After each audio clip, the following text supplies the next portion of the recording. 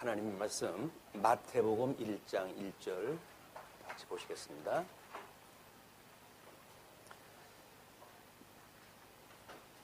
아브라함과 다윗의 자손 예수 그리스도의 계보라.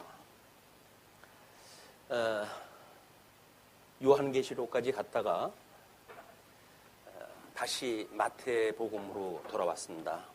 아마 우리 요한계시록의 배경이 그동안 복음서를 확인했다 할 때는 산발적으로 역사적 배경을 우리가 확인했기 때문에 일단 그런 요한계시록에 소개되어졌던 모든 역사적 배경, 하수몬 왕국으로부터 로마 제국의 치하에서의 그런 그 환란, 그리고 헤롯 거짓 왕국의 출현, 그런 역사적 배경을 가지고 우리가 마태복음을 공부한다고 하면 더 확장되어진 개념을 공부할 수 있으리라고 보여집니다. 하나님의 말씀은 물론 우리가 구절을 가지고 여러 가지로 묵상을 하면서 공부를 할 수가 있겠죠. 그러나 성경 강해는 문법적인 해석과 그다음에 역사적인 해석과 신학적인 해석, 거기다가 이제 우리 같은 경우는 실천 신학적 해석까지 네 가지의 모든 신학이 통섭되어진 그런 개념이라고 그렇게 이야기를 했어요. 그렇기 때문에 어떤 성경 구절 하나를 가지고 문법적으로만 접근하신 분들이나 또는 역사적으로 접근하신 분이나 또는 신학적으로 접근을 했다고 할지라도 그것이 우리들의 삶하고 상관이 없는 이론에 그치는 복음이라고 한다면 그거는 성경에서 이야기하는 말씀의 선포가 아닙니다. 하나님의 말씀은 살았고 운동력이 있기 때문에 우리들로 하여금 교훈과 책망과 바르게 함과 의로 교육하기에 합당한 일이기 때문에 열매가 맺을 수밖에 없어요. 그것이 만약에 맺지 않는다고 한다면 성경 이해에 대한 우리가 뭘 이해라든가 아니면 부분적인 어떤 그런 우리 주지주의적인 그런 신앙에서 출발했다 했거나 아니면 주종주의적인 요즘은 이제 그것이 신비주의 운동으로 해가지고 확장되어지고 있습니다만은 그런 걸로 우리가 확장될 수가 있겠죠. 그래서 우리 전 인격적으로 예수 그리스도와 연합돼 가지고 어떻게 예수 그리스도 한 몸을 이루고 살아가는가에 대한 하나님의 말씀이 실질적으로 우리들의 일용할 양식이 되어져서 음식을 먹으면 우리들한테 활력이 만들어지고 그리고 그것으로 우리의 일상적인 삶을 살아갈 수 있듯이 하나님의 말씀도 마찬가지입니다. 말씀을 먹게 되면 그 말씀이 신앙적인 우리들의 모든 생활 양식을 변화를 시켜간다는 거예요. 소화가 되면. 소화가 안 되면 우리가 소화 안 되는 음식을 급히 먹고 체한다든지 이런 식으로 해가지고 일상적인 어떤 삶 속에 우리가 그냥 타성적인 신앙생활을 해갈 수밖에 없다. 그래서 우리가 교회의 표지도 마찬가지고 교회의 은혜의 방편도 마찬가지고 하나님께서 이 중면 몸된 교회는 하나님의 말씀을 중심으로 해가지고 교회 표지를 삼습니다. 그만큼 우리 특별히 개혁교회에서는 하나님의 말씀이 중요한 거예요. 그때 시절을 따라 가지고 어떤 문화가 만들어지기도 하죠. 근데 그런 그 문화는 그때 시대에 나타나는 현상에 지나지 않습니다. 그렇기 때문에 성경이 무엇이라고 말하는가에 대한 걸 우리가 천착을 해야지. 그때 일시적으로 일어나는 어떤 문화, 기독교 마찬가지입니다. 기독교 문화를 우리가 그냥 수용을 하게 되면 우리는 그게 진짜인지 알고 믿고 살다 가잖아요. 근데 그 시대에 이 세월이 지나가다 보게 되면 전혀 다른 기독교 문화가 만들어져요. 그렇다고 한다면 우리는 우리가 살았던 인생들은 그냥 헛살은 거나 마찬가지죠. 헛살은 정도가 아니라 쏘가 살은 거나 마찬가지입니다. 그래서 하나님의 말씀에 우리가 천착을 해야 된다. 이거는 우리가 끊임없이 강조하는 그런 그 내용이기도 합니다. 그래서 마태복음을 확인했다 하면서 우리 주보에 보시게 되면 일단은 신약을 갖다 우리가 편으로 나눴어요. 구약과 신약을 1편, 2편으로 나눴고 그 중에 이제 그 부로 다시 그 아래를 나눴는데 그 부가 편입니다. 편. 그다음에 그 부로 해가지고 중보의 삼직을 통한 그리스도의 증거다 해가지고 지상 사역에 대한 이야기인데 그 지상 사역의 내용 중에 특별히 마태복음에 대한 주제를 중보의 삼직을 통한 그리스도 증거라고 제목을 잡아놨어요. 물론 뭐 여러 가지 성경 신학적인 연구를 하시는 분들이 나름대로의 제목을 잡아놓을 수는 있죠. 그러나 우리는 아까도 이야기를 했지만 4대 신학을 통속을 하고 그다음에 창세기로부터 요한계시록까지 통전적으로 성경을 본다고 하는 관점 아래 어떻게 주제를 잡을 것인가라고 하는 걸 해놨기 때문에 그냥 그때그때 있는 성경의 주제를 뛰어넘습니다. 그 의미가. 그렇기 때문에 뭐 그걸 일부러 자기적이지 않느냐 이런 이론을 제시할 수도 있어요. 뭐 그분의 입장에서 보면 그럴 수도 있습니다. 그러나 성경 66권을 우리가 전체적인 말 그대로 메타 신학이라고 하는 위로부터 조감을 갖다 하는 이런 그 연역적인 방법으로 성경을 본다고 했을 때에는 그런 관점에서 제목을 잡아놨기 때문에 제가 말씀을 선포하는 목사 아닙니까? 그러니까는 저의 말씀에다가 일단 신빙성을 주고 말씀을 들으셔야 돼요. 우리는 이제 이 삼직을 이야기를 하지만 뭐 선지직도 있고 왕직도 있고 제사직도 있어요. 그럼 우리 교회 같은 경우는 이걸 교회 행정에다 그대로 도입이 돼가지고 목사, 장로, 집사 이렇게 해가지고 완전히 직임이 이렇게 수평화되어져 있어요. 그 이야기는 뭐냐면 성령께서 감동을 주신다고 한다면 가르치는 자나 다스리는 자나 섬기는 자나 예수 그리스도를 위한 예수 그리스도에 의한 예수 그리스도 안에서의 교회 생활이 신학이 가능하다는 겁니다. 그것이 우리가 지향을 하고 있는 교회가 아니에요.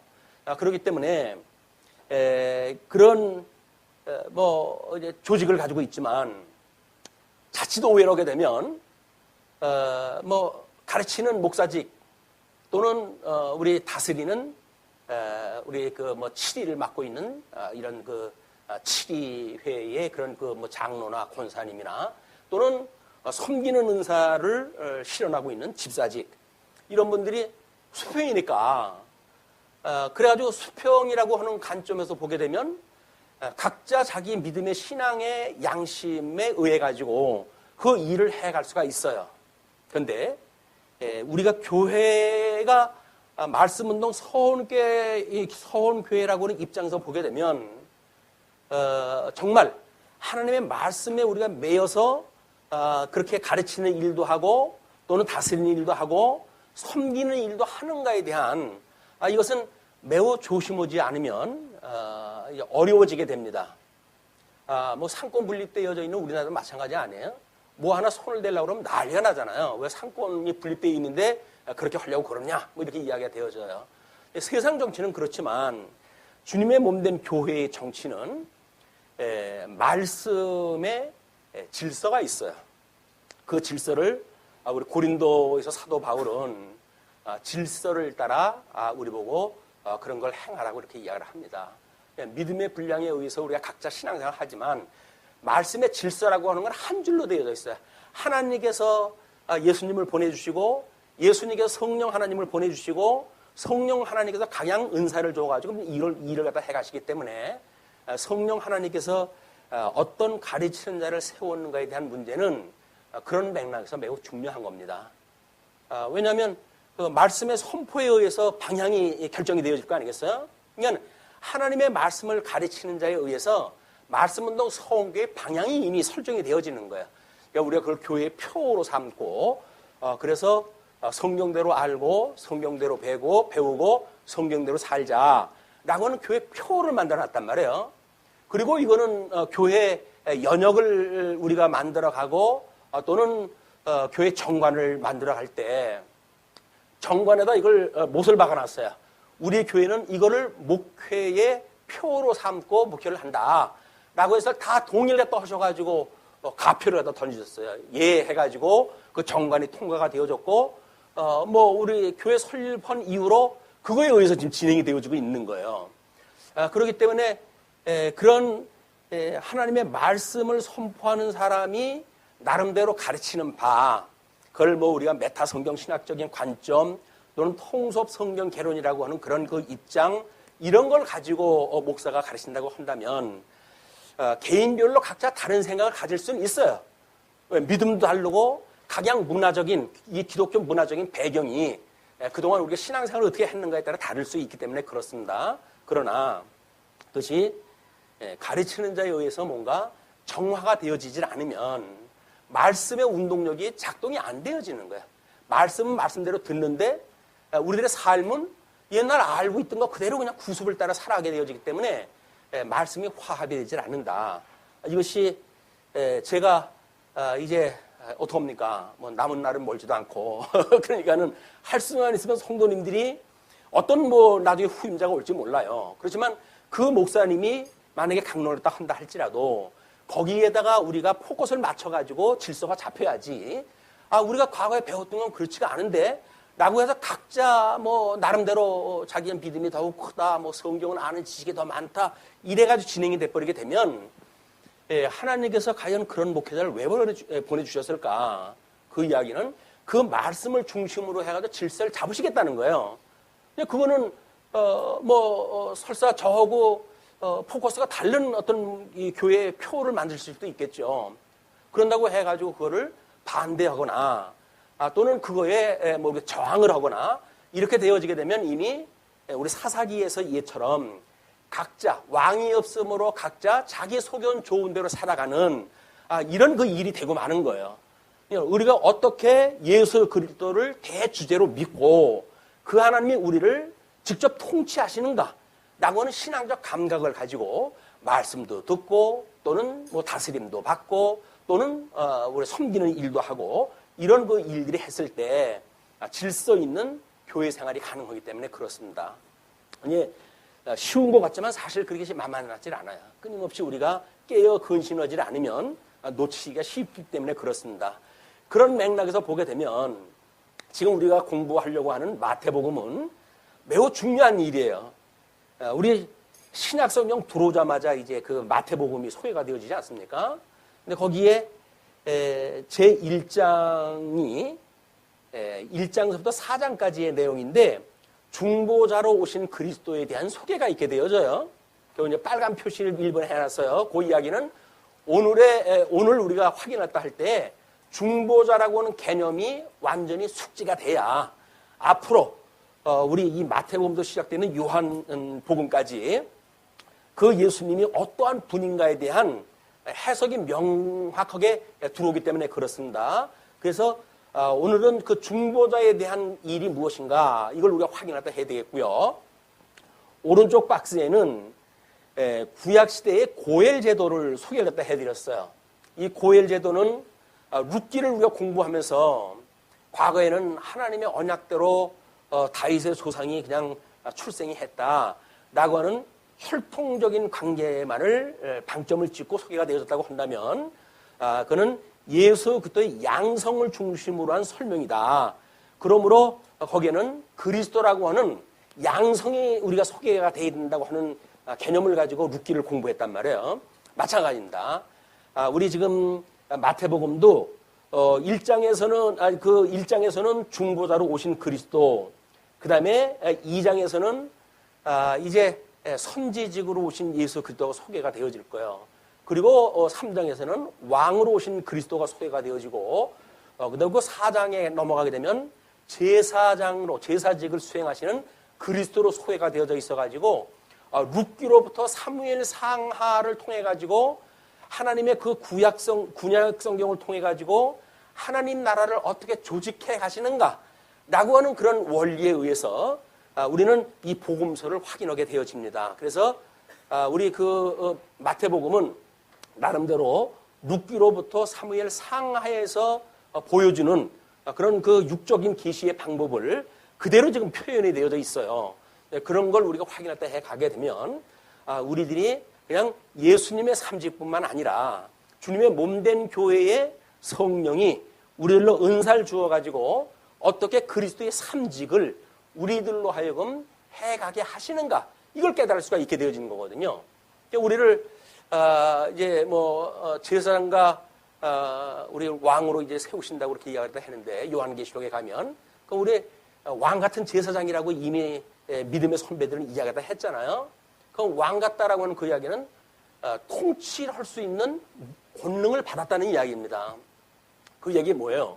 성령이 오시게 되면 너희가 권능을 얻고 예루살렘과 온 유대와 사마리아와 땅끝까지 이르러 나의 증인이 될 것이야 라고 이야기하셨던 대로 성령이 오셔가지고 우리들에게 권능을 주신 거예요.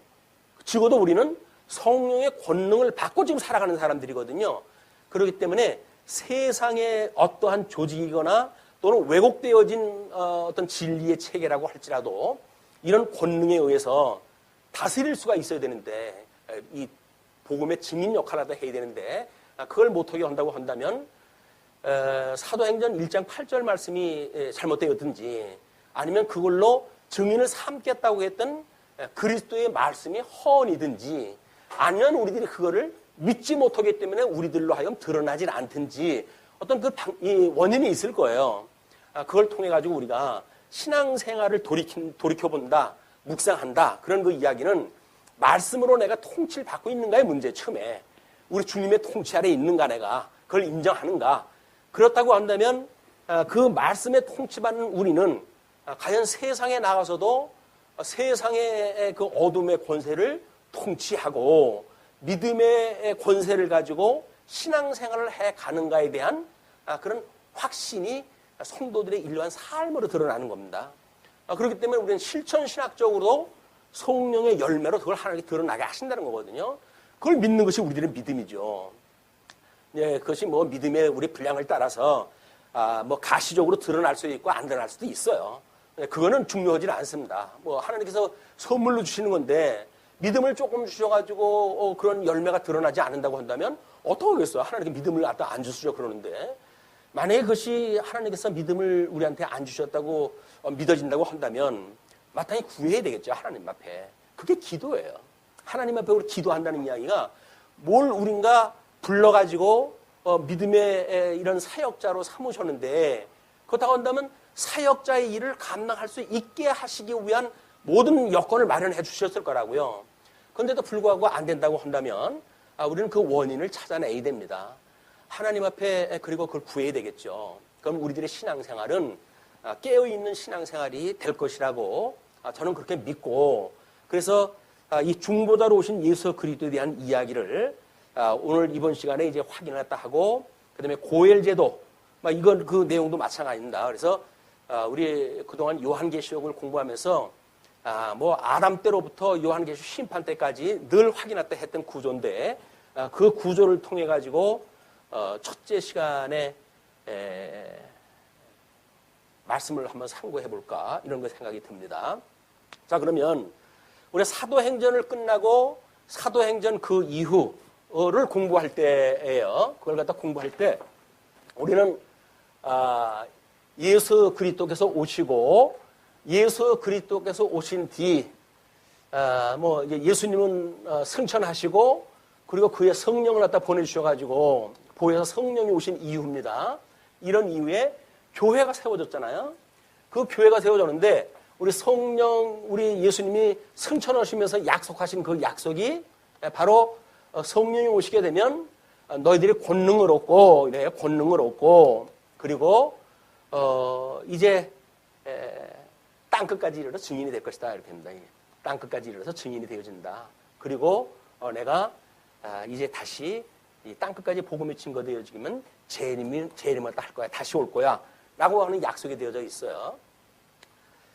요즘 이제 자꾸 다원주의 그 시대 이후로 해가지고 자유주의 신학이 자꾸 교계를 침투하다가 보니까 예수 그리스도의 재림을 믿지 않는 사람들이 얼마나 많은지 몰라요.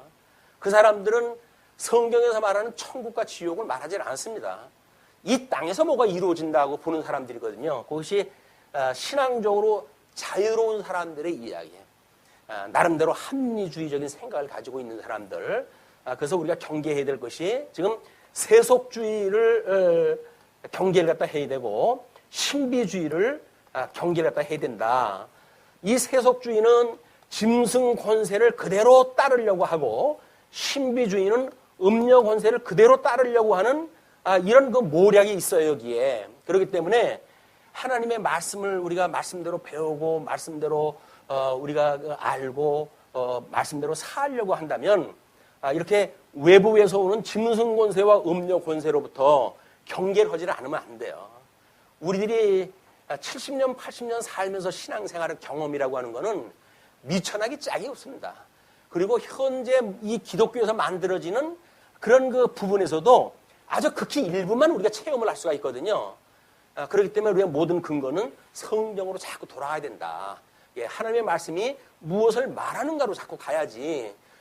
다른 지금 성경 외적인 그런 그 요인을 통해 가지고 뭐 모든 사람들이 그렇게 사는데 왜 안 된다고 그러냐. 그래서 뭐 복을 찾는다든지 또는 이런 그 신비주의로 해가지고 뭔가 신령한 체험 같은 거 이게 얼마나 사람들을 미혹을 하다 합니까? 뭐 장로교회에서 교리 중심으로 해서 성경을 배우다 보게 되면 뭐 수십 년을 공부해도 뭔가 이렇게 흔히 신비주의를 지향하는 사람들이 이야기하듯이 가슴이 뭐 이게 벼랑간 뜨끔한 이런 경험을 갖기가 쉽지 않아요. 그렇기 때문에 내가 예수를 믿는 게 맞아? 라고 하는 의심이 자꾸 들거든요. 근데 이런 체험 위주로의 신앙생활이 얼마나 위험한가. 우리 한국교회 지금 모든 이단에 잘못되어진 사람들은 이거로부터 만들어진 거예요, 지금. 그래서 박장로 교로부터 해가지고 그 이후에 모든 지금 신천지까지 여러 갈래를 통해 가지고 이단 사상이 만들어지는데 전부 신비주의를 지향하는 사람들로부터 이게 만들어지고 있다. 그렇기 때문에 그렇게 감정 위주로의 신앙생활이 아니라 전 인격적 신앙생활이 무엇인가에 관심을 가져야 우리가 믿어지는 이 믿음의 생활을 어떻게 할 것인가에 대한 신사적인 신앙생활이 가능해지는 겁니다. 우리 사도행전도 그런 이야기를 하지만 하나님의 말씀이 선언이 됐을 때 그 말씀을 데살로니가 교인들이 듣고 신사적이어서 사실이 그러한가 하여 성경을 상고하였다라 이렇게 나오잖아요. 그러니까 만약에 강대상에서 말씀이 선포된다 할지라도 정말 맞아? 라고 하는 확인 작업을 계속 이 성경을 통해서 우리가 확인하다 해 가야지. 이 목사의 권위를 따라가지고 그냥 따라온다든가 또는 교계의 어떤 문화를 따라가지고 그냥 따라온다든가 하는 일은 매우 위험하다. 아마 이거를 지금쯤이면 신앙생활 이제 허실몽공하신 분들한테 첫 출발부터 왜 이런 얘기다 하냐 이런 생각이 드실지도 몰라요. 근데 이거는 이제 새로 시작을 하니까 우리가 신약성경을 새로 신약을 하기 때문에 신약성경을 거의 외우다시피 하신 분들도 계실지도 몰라요. 또 새로 교회에 들어와 가지고 성경 좀 배웠으면 좋겠다라고 하는 분도 계셔요. 그렇기 때문에 모든 분들이 다 적용을 했다 이게 될 수 있는 이런 그 말씀으로 해서 우리가 한번 시간을 가져볼까 합니다. 자, 그러면 이렇게 아주 복음이 어느 정도 증거가 되어져 가던 중에 이제 우리 AD입니다. AD 65년경에 이상한 일이 벌어졌죠. 그것이 바로 뭐냐면 로마의 대화재 사건이 발생을 합니다. 우리 사도행전 그 이유를 확인할 때 했을 때 이야기예요. 대화재 사건이 일어났을 때 이때 로마 제국의 그 황제가 네로라고 하는 임금이었어요. 네로. 유명한 악정을 갖다 폈던 그 네로입니다. 네로도 처음부터 그랬던 인물은 아니라고 그래요. 그러나 언젠가도 말씀을 드렸지만 악정을 피는 사람들이 처음부터 그런 사람들이 없어요. 근데 하다 보게 되면 초강수를 뒀는데도 불구하고 사람들이 순순히 따라오잖아요. 그럼 점점 이 사람은 익숙해져 가요. 그래서 그 다음에는 다른 사람들이 감당할 수 없을 정도의 악정을 피는데도 불구하고 사람들은 따라오게 되어집니다. 결국은 하나님이 쳐가지고 죽이지 않는 한 그 악정이 끝나질 않아요. 그가 돌이켜가지고 뭔가 다르게 나올 수가 없습니다. 점점 도를 더해가는 것이 이 짐승 원수의 특징이에요. 이 집에서 기르는 우리가 그 애완견도 마찬가지예요. 주인이 어떻게 교육을 시키는가에 따라서 주인을 주인처럼 여기는 반려동물이 있고, 주인을 마치 자기 집사처럼 여기는 반려동물이 있어요.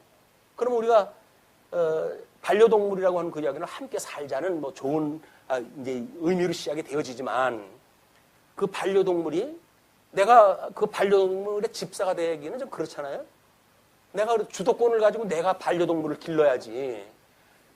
이 반려동물의 집사가 돼가지고 뭐 이 반려동물이 허라고 하는 대로 이걸 뭐 집사처럼 움직여가지고는 체면이 말이 아는 거예요, 이게. 짐승을 다스리는 어떤 그런 그 문화가 이상한 문화로 자꾸 간다는 거예요, 이게. 이런 것이 바로 우리 짐승 권세를 닮았던 이런 뭐 악정을 베푸는 사람들의 모습도 그대로 되어진다. 어떻게 처음부터 교육이 돼가는가에 따라 이게 되어지는 거예요. 처음서부터 그러질 않아요. 처음에는 분별하기 어렵습니다. 그러나 그것이 시간이 가면서 점점 도를 더해간다는 거예요. 근데 우리 개구리의 그 시험이라고 하잖아요. 시험실의 개구리. 온도를 넣고 조금씩 온도를 올리게 되면 죽을 때까지 헤엄치고 거기서 있다는 거예요. 왜? 그만큼 체감을 못하기 때문에 그래요. 조금씩 오는 변화는 우리가 느낄 수가 없어요. 한국 교회가 우리 복음이 들어오고 그 다음에 한 100여 년 지났지 않습니까? 그럼 지금 그 기독교 문화가 과연 우리나라 복음이 처음 들어왔을 때 그 문화대로 있을까라고 하는 건 천만의 말씀인 거예요. 우리 그 복음이 처음에 들어왔을 때는 이렇게 믿지 않았어요. 근데 시간이 자꾸 변해가면서 뭐 그렇게 되면 숫자도 늘어나는 것 같고, 사람들이 뜨거운 열심도 만들어지려 정하는 것 같고, 어떤 효과가 드러나잖아요. 이것이 소위 합리적인 생각을 가지고 있는 사람들이 뭔가 능률을 따지고 효과를 따지고 이렇게 아주 교회를 갖다 보는 눈이에요. 주님의 몸된 교회는 하나님의 말씀으로 운동이 되어지는 교회다. 저는 인격적으로 우리가 신앙생활을 하려고 한다면 이런 현대 상황에 우리가 매이는 것을 경계를 갖다 해야 된다. 자, 그런데 65년에 대화재 사건이 일어났고 70년에 우리 헤롯 성전이라고 이렇게 이야기를 하죠. 이 헤롯 성전은 지금 거짓 왕이라고 그랬어요. 예수 그리스도는 이분은 메시아입니다. 메시아. 이 메시아는 지금 신약 성경에서는 예수 그리스도라고 소개가 되어져 있거든요. 그리스도 기름 부음 받은 자라는 뜻이기 때문에 이분이 기름 부음 받은 자로 만약에 오셨다고 한다면 우리 이 구약 성경에서 그 근거를 찾아야 될 거 아니겠어요?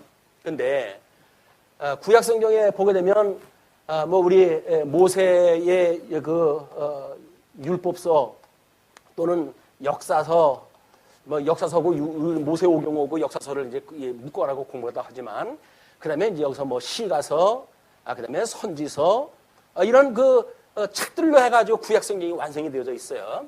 그러면 여기서 메시아라고 한다면 삼직을 가지고 있어야 되는데, 그 삼직이 뭐냐면 선지직, 왕직, 제사직이에요. 그래서 이 세 직은 특별히 하나님 앞에 기름 부음을 받아야 이 일을 수행할 수가 있어요. 우리가 가나안 땅에 들어가가지고 신정 정치가 끝나고 왕정 정치를 갖다 할 때, 이 왕정 정치라고 하는 그런 그 이야기는 하나님이 기름 부음 받은 자를 통해 가지고 하나님의 약속을 이루어 가시는 일이거든요. 그렇기 때문에 이 선지자나 또는 왕이나 제사장이나 이것이 하나님께서 기름 부음을 받아야 되는데, 특별히 이 왕은 유다 지파로부터 나올 수밖에 없어요. 왜냐면 언약을 갖다 하시기를 왕의 홀이 떠나지 않는다고 하는 약속을 유다 지파에게 했기 때문에 그렇습니다. 그러니까 예수 그리스도의 왕직을 수행을 갖다 하려고 한다면 유다 지파로부터 와야 되는데, 이때 있었던 그 왕조는 이것이 헤롯 왕조, 헤롯 왕조. 우리 이 중간사를 갖다 했을 때 하스몬 왕조라고 하는 그런 것도 여전히 하나님께서 세우신 나라가 뭐지? 이 삼직은 어떻게 수행이 되지? 이런 성경적인 게 기반을 잡지는 않고 결국은 자기네들이 지향하고 있는 이 짐승 권세가 그동안 통치했던 그걸 그대로 흉내를 내는 것이 하스몬 왕조였어요. 그렇기 때문에 하스몬 왕조의 14의 나팔재앙, 이 나팔재앙으로 해가지고 하나님께서 징계를 딱 하신 겁니다. 그 징계의 서문이 뭐라고 그랬죠? 이게 우리 출애굽을 갖다 했을 때 십계명의 서문으로 준 거라 그랬어요. 내가 너희를 애굽에서 불러낸 여호와야. 이렇게 되어진 모든 일은 언약하셨던 우리 하나님께로부터 이 만사를 구약 성경을 언약했던 복과 나라에 대한 모든 것이 지금 이루어져 가고 있는데 이 언약대로 이루시는 분이 여호와라고 하는 그런 그 분이란 말이에요. 그래서 애굽으로 집어넣었다가 애굽에서 빼내고 그리고 시내산에서 십계명을 주는데 그 십계명 서문에다 주는 것이 뭐냐면 나는 너희 열조와의 언약을 기억을 하고 애굽의 종로로 타던 것으로부터 불러낸 여호와야. 이거를 기억하기 위해서 내가 이런 계명을 준다라고 했기 때문에 하나님이 기뻐하시고 싫어하시는 뜻의 소문이 뭐냐면 바로 하나님의 뜻 분별하는 거예요. 이게 하나님이 우리를 왜 불러내셨지? 언약대로 이루시는 하나님이기 때문에 이분을 제대로 깨닫게 되어지면 이분을 경외하는 우리 선민의 삶이 되어질 수 있어 라고 하는 거를 전제해가지고 주신 거예요. 그런데 유감스럽게도 이렇게 세월이 바뀌다 보니까 하나님의 뜻을 분별해가지고 하나님이 만사를 이렇게 언약대로 우리를 갖다 이루어하셔. 그 하나님을 경배하고 경외하는 쪽에 우리는 늘 이야기하지만 인생의 본분을 다하는 이런 우리의 삶으로 인도할 수 있으면 얼마나 좋겠어요. 그런데 우리 구약 시대의 성도들은 물론 몇몇 그런 분들이 있지만 하나님의 저런 선하신 뜻을 분별하는 것이 아니라 율법주의라고 하는 왜곡되어진 하나님의 말씀, 십계명으로 주었고 율법으로 주었던 모든 것들을 율법주의화 해가지고 내가 그걸 지켜서 선에 이르겠다라는 이야기예요. 하나님께서는 너희들 죄의 종노릇 했을 때 이미 사망 권세 아래 죽어져 있을 때 내가 너희를 불러낸 하나님이야 라는 걸 전제를 했다 하는데 여기 사람들은 우리가 이제 하나님의 율법을 잘 지켜가지고 우리가 나라를 만들어가면 되지 라고 이야기를 하니까 하나님도 그러는 것이 아니야. 하나님의 나라는 나의 약속에 의해 되어지는 거지 너희들이 어떤 이쪽에 로마 제국의 왕하고 손을 잡아가지고 그 사람들하고 통치가 가능하다고 해가지고 왕이 되어지는 게 아니야. 이걸 이야기하는데 이 사람들이 못 알아들어요. 네 나팔 재앙을 통해 가지고 이제 BC 63년 우리는 로마 제국에 이제 우리 누구예요 요즘 이부 왔다 갔다 하는 사람이잖아요. 이름이 똑같아요. 그렇게 해가지고 황제 아래다가 굴복을 하는 데까지 들어가게 되어지는 것이 하나님 나라를 믿는다고 하거나 하나님 나라를 자기네들이 통치한다거나 이런 생각을 가지고 있는 사람들의 생각이란 말이에요. 그런데 하나님과 그런 자들에게 요한계시록을 통해 가지고 충분히 이제 이런 중간사 배경을 다 했잖아요. 중간사 배경을 그동안은 이제 우리 마태복음을 공부할 때는 이런 요한계시록에서 보여주고자 하는 역사적 배경 전체를 놓고 이야기한 것이 아니라 중간사라고 하는 그냥 작은 범주를 가지고 우리가 이제 그 공부를 갖다 했기 때문에 마태복음도 요한계시록의 이 선상에서 우리가 이걸 확인했다 해야 된다. 그래서 주 70년에서 95년경에 지금 그 요한계시록이 기록이 됐다고 그러지 않았어요? 그러니까 이때 있을 때 이 기록이 되어질 때까지 있었던 거나 이제 주 70년경에 성경이 무너지기 이전이에요. 이걸 보통 우리가 68년에 65년서부터 네로의 박해가 예수를 믿는 모든 지도자를 순교시키는 그런 그 지역으로 시간으로 해가지고 밀집되어져 있는 시간이라고 이렇게 이야기를 했어요. 그래서 65년서부터 68년경에 이런 모든 믿음의 사람들이 지금 잡아와 전부 순교를 당하는 판이니까 예루살렘에서 총회를 열어가지고 모든 그 믿음의 사람들을 불러들였다고 그랬잖아요. 그래서 거기 회의를 통해 가지고 야, 우리들이 이걸 알고 있는 사람들이 지금 이거 죽어가고 있는데 그들이 만약에 다 죽는다고 한다면 이 주님에 대한 이야기를 어떻게 오는 후대에게 전할 수가 있겠냐. 그래가지고 거기에 몇몇 사람들을 복음서를 쓸 수 있도록 파견을 보냈다고 이렇게 이야기를 했어요. 그런데 마태복음의 기자, 이 마태복음의 기자는 레위 지파 사람입니다. 그런데 레위 지파 사람답지 않게 세상이 하수선하야 그래가지고 결국은 로마 제국에 빌붙어 가지고 세금을 받으면서 살게 되어지는 세리 출신이 돼버리고 만 거예요. 그러니까 얼마나 지금 이 사회의 타락상이 심각했는지 그걸 알 수가 있잖아요. 그러니까 그런 세리 출신이었던 마태를 하나님께서 그걸 부르셔요. 그래가지고 이제 복음을 갖다 주신 거예요. 그 복음을 주셨기 때문에 그 복음을 전하게 했던 이 증인을 삼아 주셨다. 이 증인을 삼아 주셨던 마태가 돼가지고 그동안도 우리 이제 이 마태복음을 기록하기 전까지 끊임없이 이걸 전언했죠. 예수님이 어떤 분이다라고 하는 걸 쭉 정했죠. 그런데 이제는 한 권의 책으로 묶어놓지 않으면 안 될 필연적 역사적 이 어떤 상황에 지금 이제 몰려버린 거예요. 더 이상 시간을 지체하다가는 기록을 갖다 남길 수 있는 것이 없으니까. 그래서 마태에게는 이제 그 회의에서 이제 그 알렉산드리아라고 하는 그 애굽 지역에 그쪽 지역에서 사역을 주로 했었는데 유대인을 중심으로 해가지고 너도 네가 알고 있는 걸 기록 갖다 했으면 좋겠다라고 해가지고 마태가 알렉산드리아 쪽으로 이제 가요. 거기서 가가지고 이 마태복음을 기록 갖다 한 거야. 근데 많은 사람들은 이제 이게 뭐 우리 누가복음 같은 데 보게 되면 어떤 자료에 의해 가지고 되어졌다고 그러지 않습니까? 그러니까 성령의 감동을 받았다고 한다면 뭔가 이걸 좀 특별한 계시의 방식으로 하나님께서 뭔가 이렇게 알게 해가지고 깨달아진 걸로 적지를 않고 있는 자료를 확인했다고 하는 것에 대해서 기분을 썩 좋게 생각을 안 해요. 계시라고 하는 거에 의심을 갖기 시작을 하는 것들이 소위 합리주의를 지향하고 있는 자유주의자들의 하는 일이에요. 그래가지고 그들에 의해 가지고 뭐 이런 그 연대설이라든지 하는 것들이 전부 이제 그 도전을 갖다 받고 이렇게 되어집니다. 그러니까 우리 종교 개혁 이후에 르네상스를 중심으로 해가지고 인간 이성이 발달하기 시작을 하고 사람들이 좀 더 합리적인 그런 그 훈련이 되다가 보니까 성경에서 그렇다고 했을 때 예 그렇군요 라고 믿는 사람들이 거의 없어요. 정말요? 왜 그래야 되죠? 해가지고 해 아래의 지식을 가지고 끊임없이 신학을 공격을 갖다 해오거나 의심을 갖거나 이런 불신의 세계를 살게 되어지는 것이 그동안 이 교회사의 아픔이었습니다.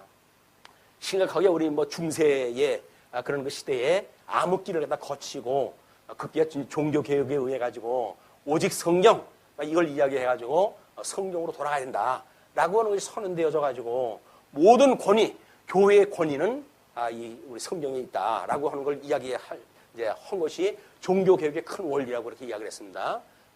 그렇게 종교 개혁자들이 끊임없이 그걸 주장했다고 한다면 뭐 지금 한 500여 년 세월이 이제 흘러갔는데 500여 년이 지났다고 하더라도 우리들이 돌아가야 되는 것은 성경으로 돌아가야 되는 거예요. 성경으로. 어떤 문화나 현상인들에게 빠지면 안 됩니다. 그래서 성경으로 돌아가는 일이 우리가 하나님의 그 말씀의 기초 위에 우리 신앙생활도 교회도 이것이 세워져야 된다. 그것이 아니면 사람 인심 끄는 거 쉬워요. 뭐 등 가려운데 좀 긁어주고 그러면 사람들이 얼마나 따릅니까? 신비적으로 해서 감동을 주고 뭐 그렇게 해보십시오. 기도를 갖다 했는데 그 기도의 응답이나 받아보세요. 뭐 말도 못해요. 그러고 하늘을 뚫기 시작을 합니다. 그래가지고 뭐 병자를 고치기 시작을 하고 이제 은사주의자들이 이제 그런 그 일을 하게 되어지는데 그것이 심각해지게 되면 그 다음에는 가르치는 자가 필요 없어요. 내가 더 나은 은사를 가지고 있는데 니까지 그게 뭐야? 이렇게 해가지고 이 말씀의 질서가 이제 깨지고 말아요.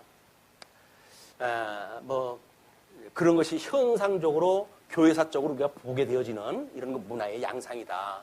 자 그렇게 되면 이렇게 지금 성령에 의해 가지고 역사적 배경이 주어졌고 그래서 65년서부터 68년 어간에 마태복음이 기록이 되어졌다고 우리가 서론적으로 좀 마태복음에 대한 걸 이제 확인할 수가 있는 거예요. 근데 1절의 내용이 뭐냐면 뭐로부터 시작이 되어지냐면 아브라함과 다윗의 자손 예수 그리스도의 계보라라고 계보가 나와요.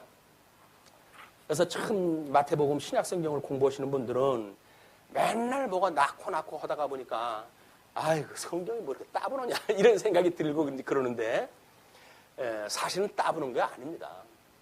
거기서 대를 하나 이어갈 때마다 얼마나 많은 하나님의 간섭이 있고 인도하심이 있고 섭리가 있어가지고 그게 연결이 되겠어요. 그걸 이루기 위한 것이 오른쪽 그 주보에 소개되어진 구약시대의 고엘제도에 대한 이야기예요. 우리가 오후 시간에 룻기를 갖다 공부할 때 계대 결혼에 대한 거는 확인했다 했죠. 거기서는 이제 수혼법이라고 이렇게 나와져 있는데, 그리고 요한계시록을 공부할 때 동해 보국법이라고 하는 걸 확인했다 했어요. 같은 유로 해가지고 하나님께서 원수를 갚아주신다. 이제 그런 그 이야기거든요. 그래서 하나님께서는 이 고엘 제도를 통해 가지고 지금 이제 세 가지의 소개를 했다 합니다. 기업을 무르는 그 법이 있고, 그 기업을 무르는 일이 우리 룻기에서 공부했던 그 이야기예요. 뭐 가난하여서 밭을 팔았다든가, 뭐 돈을 빌렸다든가 이렇게 해가지고 그걸 갚아주지 않으면 생활할 수 없을 만큼 되어졌을 때, 그거를 누군가가 도와가지고 하나님께 태초에 우리 보고 생육하고 번성하라고 하셨는데 그 언약을 이루어 가실 수 있는 만반의 이 안전장치를 다 해놓으셨다는 거예요. 그래서 고엘 제도의 대표로 오시는 분이 바로 예수님이에요. 예수님이 우리의 이런 근족으로 해가지고 권능을 가지고 그리고 스스로 하나님의 말씀에 순종하러 오셨던 예수 그리스도에 의해 가지고 구약 성경에 보여줬던 이런 고엘 제도에 대한 이걸 통해 가지고 하나님의 언약이 지금 이루어지는 이런 걸 지켜가시는 방법들이거든요. 그냥 일반적인 역사 속으로 해서 역사만 보게 되면 보이지 않는 제도들이에요. 근데 이걸 신비한 모습으로 보게 되면 이것이 보여지게 되는데, 그런 맥락으로 봤을 때 예수 그리스도 우리 예수님이 이제 이 땅에 오셨을 때 아브라함과 다윗의 자손 예수 그리스도의 세계라라고 이야기했을 때 이 예수라고 하는 인성과 그 다음에 그리스도라고 하는 신성과 이 두 가지를 다 가지고 계신 분이 우리 예수 그리스도라고 이렇게 이야기를 했어요. 이것이 중보자의 양성입니다. 양성. 우리 양대 언약이라고 이렇게 이야기를 하잖아요. 큰 두 개의 기둥이 되어지는 성품이다. 그래서 우리는 요한복음에서 이걸 품이라고 소개가 되어 있어요. 품이. 예수님은 사람의 모습을 이 땅에 입고 오셨지만은 그분은 하나님이셔요. 하나님. 그래서 우리 주보에다가 우리 이제 그 사도 바울이 복음을 증거했다 할 때 그 로마서에다 이렇게 소개를 합니다. 내가 하나님 앞에 이 복음을 맡기 위해서 택정함을 입었다라고 이야기를 하면서 그 복음을 소개하기를 이렇게 이야기를 합니다. 여전히 주보의 그 창고에다 이 사각박스에 이 복음은 하나님이 선지자들을 통하여 그의 아들에 관하여 성경에 미리 약속하신 것이라, 이것은 이미 여기서 언약되어진 근거에 의해서 되어져야 돼요. 그런데 그의 아들에 관하여 말하면 육신으로는 다윗의 혈통에서 나셨고, 이 육신으로 해가지고는 이것이 소개되었던 지금 아브라함과 그 다음에 다윗의 자손 예수 그리스도라고 이렇게 소개가 되어지고 있는데, 전 다윗의 자손으로 이분이 오셔야 돼요. 그 이야기는 뭡니까? 유다의 지파로부터 오게 되어졌던 다윗, 이 다윗으로 출생되어지는 예수 그리스도, 계보가 이렇게 이어지기 때문에 혈통적으로 이분은 다윗의 자손으로 오셔야 돼요. 그런데 유대인들이 예수님이 오시기 전에 얼마나 대망사상에 매여져 있던 사람들입니까?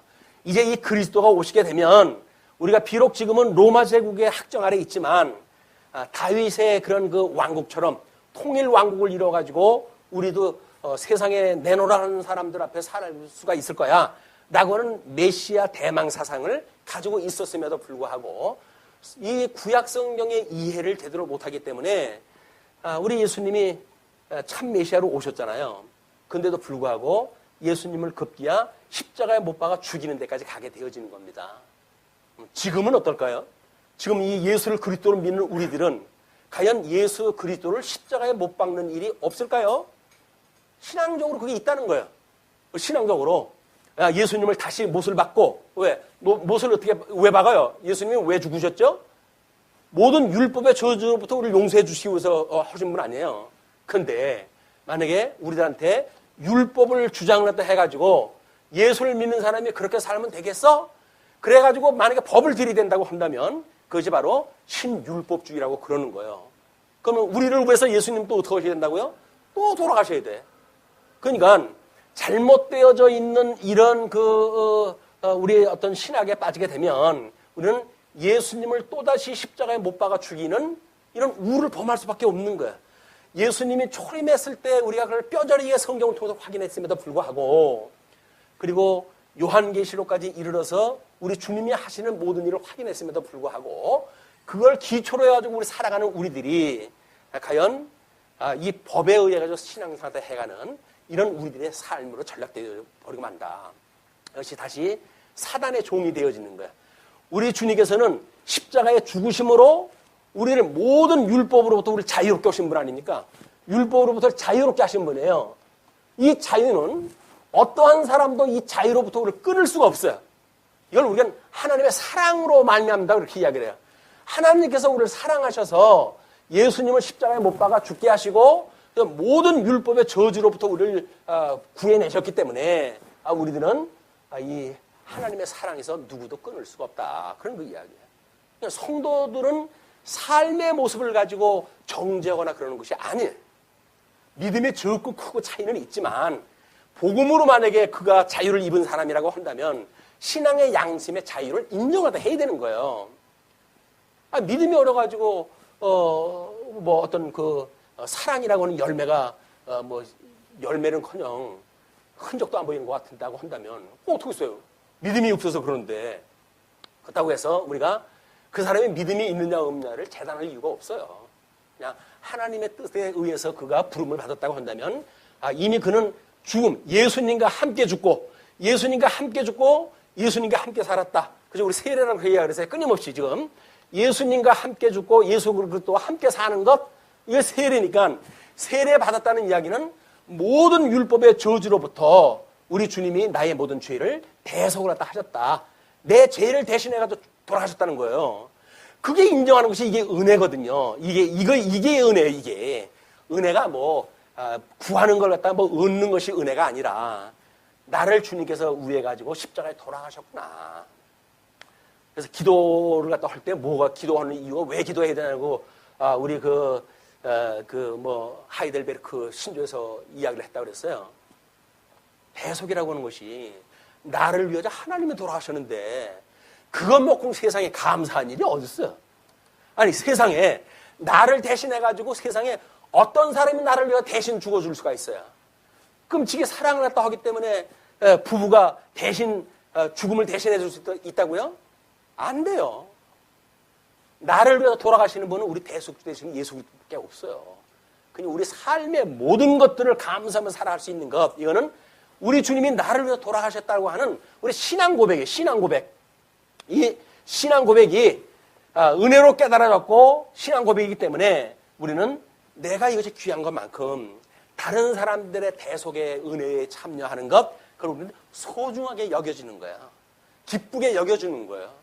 근데 나만 옳고 너는 글러라고 하는 그 이야기는 뭐예요?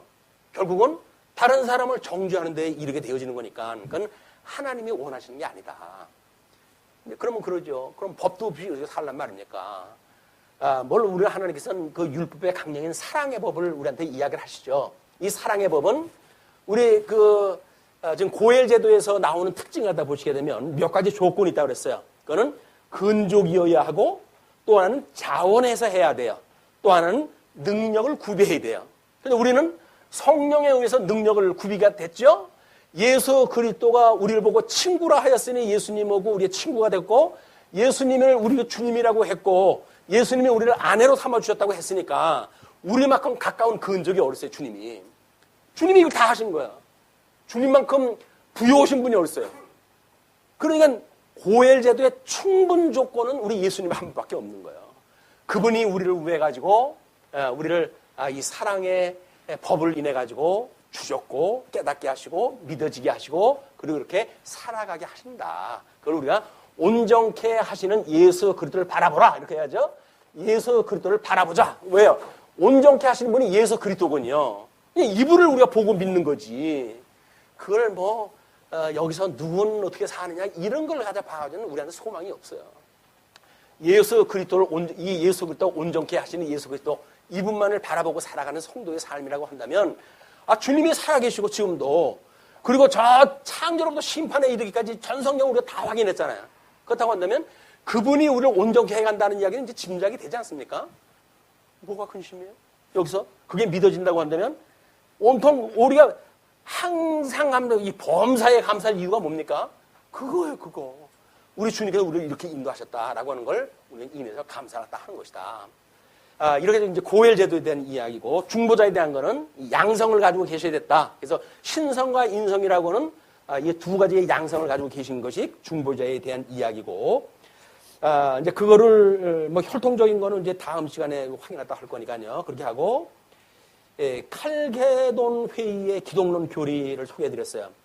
그리스도의 인격 안에는 신성과 인성이 연합되어 공존하며 그 두 성질은 나뉘어지지 않는다. 즉 그리스도는 1인격 2성을 지니신 독특한 존재이다. 이것은 칼게돈 종교회의 415년입니다. 그때에 정립된 정통교리다. 우리는 예수님을 그런 분이라고 신앙고백을 하는 거야. 그래서 웨스트민스터 신앙고백을 보게 되면 주보 왼쪽 하단부에 그걸 쭉 소개를 해드렸죠. 36문서부터 42문까지 소개가 되어져 있습니다. 그 중에 뭐 너무 많으니까 한 절만 주보 앞에다 소개를 해드렸어요. 은혜 계약의 중보자는 누구신가? 은혜 계약의 유일한 중보자는 주 예수 그리스도니 그는 하나님의 영원한 아들이시며 성부 하나님과 한 실체이시요 동등이시며 때가 참에 사람이 되셨으니 한 위에 두 가지 다른 양성을 가지신 하나님이시요 사람이시다. 이것이 웨스트민스터 신앙고백에서 이야기하고 있는 은혜 계약의 중보자. 우리 아담으로 쫓겨났던 그런데 가죽옷을 해입혀가지고 보여주셨던 그런 하나님의 은혜 언약을 이루시는 예수 그리스도의 모습을 웨스트민스터 신앙고백에서는 그렇게 고백을 하고 있다. 그래서 앞으로 뭐 가끔가다 이제 이 이야기가 나올는지 어떤지 모르겠어요. 그렇지만 교리적으로 이렇게 정리가 되어졌다고 하는 걸 염두에 두시고 오늘 서론을 필 때 전 역사적 배경을 가지고 이걸 설명을 해드렸다. 다음 시간에 이제 2절서부터 공부하는 걸로 하고